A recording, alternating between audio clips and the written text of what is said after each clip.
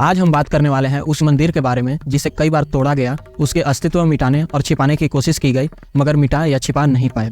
अभी जो आदि विश्वेश्वर के मंदिर को वापस पाने के लिए कोर्ट में लड़ाई चल रही है उसके बारे में डिटेल में बात करेंगे, लेकिन उससे पहले आपका काशी विश्वनाथ मंदिर की हिस्ट्री जानना बहुत ज़रूरी है।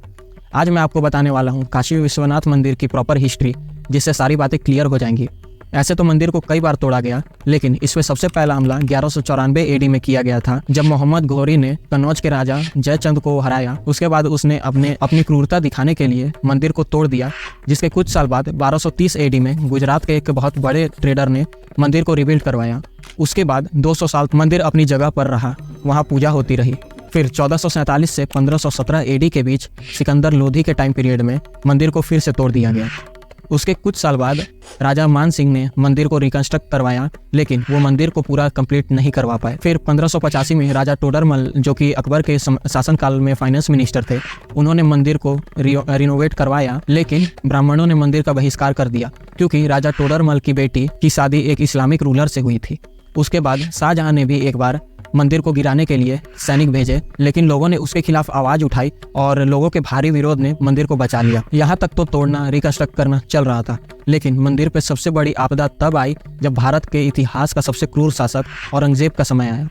1669 में औरंगजेब ने एक फरमान जारी किया जिसमें लिखा हुआ था हिंदू मंदिरों और गुरुकुलों को तोड़ दिया जाए, और उसमें काशी विश्वनाथ मंदिर का नाम भी लिखा हुआ था, और उस फरमान को कोलकाता के एशियाटिक लाइब्रेरी में सुरक्षित रखा गया है। जब इस बात का मंदिर के पुजारियों को पता चला कि मंदिर पर हमला होने वाला है, तब उन्होंने शिवलिंग को ज्ञानवापी कूप में छिपा दिया।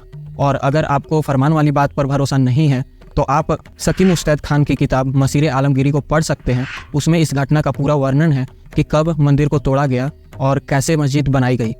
और उसमें यह भी लिखा हुआ है कि 2 सितंबर 1669 को औरंगजेब को ये सूचना दे दी गई थी कि मंदिर को गिराकर वहां मस्जिद बना दी गई है। 1707 में औरंगजेब के मरने के बाद मुगल उतने पावरफुल नहीं थे। तब राजा जय सिंह द्वितीय, जो कि मुगल शासन में 1681 से 1743 तक गवर्नर थे, उन्होंने कई मंदिरों का रिनोवेशन करवाया और काशी में कई घाट भी बनवाए।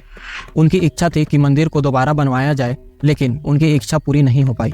उसी तरह 1742 में मराठा एम्पायर के राजा मल्हान राव होलकर की भी इच्छा थी कि मस्जिद तोड़कर वहां पर वापस से मंदिर बनवाया जाए, लेकिन अवध के नवाब मोहम्मद मुकीन, नाम को लेकर मैं कंफर्म नहीं हूं, लेकिन उस टाइम में अवध के नवाब यही थे।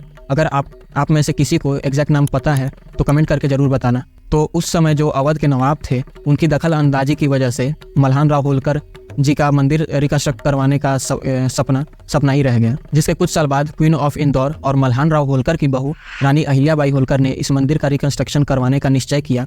अगर आपको नहीं पता तो बता दूं, ओंकारेश्वर, महाबलेश्वर, सोमनाथ, बद्रीनाथ और कई हिंदू मंदिरों का रिनोवेशन और रिकंस्ट्रक्शन इन्होंने ही करवाया था। रानी अहिल्याबाई होलकर की भी इच्छा थी कि मस्जिद की जगह वापस मंदिर बनाया जाए, लेकिन उस समय वो पॉसिबल नहीं था।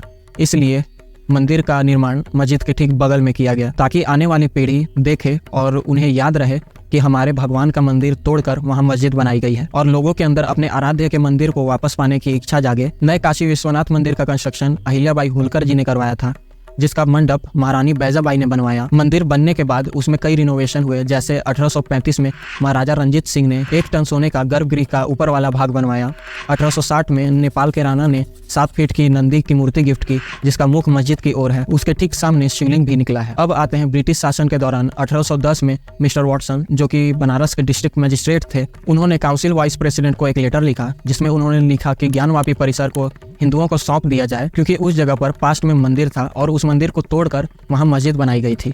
लेकिन उनके लेटर पर कोई एक्शन नहीं लिया गया। अभी तक तो हम उस पार्ट को समझ रहे थे जिसमें पता चलता है कि मंदिर को कहाँ, किसने, कितनी बार तोड़ा और बनवाया। नेक्स्ट वीडियो में हम मंदिर को वापस पाने के लिए जो केस चल रहा है उससे समझेंगे और पूरा एविडेंस देखेंगे जो कंफर्म करता है कि वहाँ पहले मंदिर था। मिलते हैं नेक्स्ट वीडियो में। चैनल को सब्सक्राइब करना मत भूलना